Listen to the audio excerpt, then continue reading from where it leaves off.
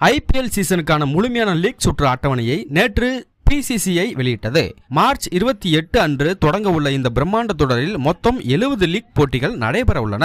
இதில் ரசிகர்கள் ஆவலோடு எதிர்பார்க்கும் சென்னை சூப்பர் கிங்ஸ் மற்றும் ராயல் சேலஞ்சர்ஸ் பெங்களூரு அணிகள் இந்த முறை லீக் சுற்றில் ஒரே ஒரு போட்டியில் மட்டுமே மோத உள்ளன.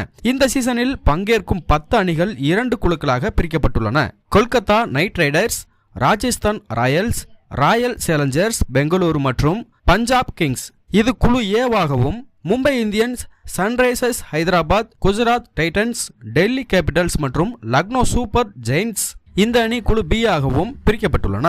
சிஎஸ்கே மற்றும் ஆர்சிபி ஆகிய 2 அணிகளும் ஒரே குழுவில் இடம்பெற்றுள்ளன. ஐபிஎல் விதிகளின்படி ஒரே குழுவில் உள்ள அணிகள் தங்களுக்குள் தலா ஒரு முறை மட்டுமே மோதிக்கொள்ளும். அதே சமயம் மற்றொரு குழுவில் உள்ள அணிகளுடன் தலா 2 முறை மோத வேண்டும். இந்த விசித்திரமான விதிமுறை காரணமாகவே ரசிகர்கள் பெரிதும் எதிர்பார்க்கும் சிஎஸ்கே ஆர்சிபி மோதல் ஏப்ரல் 5 அன்று பெங்களூரு சின்னசாமி மைதானத்தில் ஒரே ஒரு முறை மட்டுமே நடைபெற உள்ளது. ஆனால் சிஎஸ்கே அணி எதிர்குழுவில் உள்ள மும்பை இந்தியன்ஸ் அணியுடன் 2 முறை மோத உள்ளது குறிப்பிடத்தக்கது. 2026 ஐபிஎல் தொடரில் முதல் போட்டியில் மார்ச் 8 அன்று ஆர்சிபி மற்றும் ஹைதராபாத் அணியை எதிர்கொண்டு பெங்களூருவில் தனது பயணத்தை தொடங்குகிறது. இதனைத் தொடர்ந்து ஏப்ரல் 5ஆம் தேதி சிஎஸ்கே அணியை ஆர்சிபி எதிர்கொள்கிறது. இந்த சீசனில் ஆர்சிபி அணி தனது 2வது சொந்த மைதானமாக ராய்ப்பூரை தேர்வு செய்துள்ளது. அங்கும் மே 10 அன்று மும்பை அணியினுடனும் மே 13 அன்று கொல்கத்தா அணியினுடனும் ஆர்சிபி மோத உள்ளது.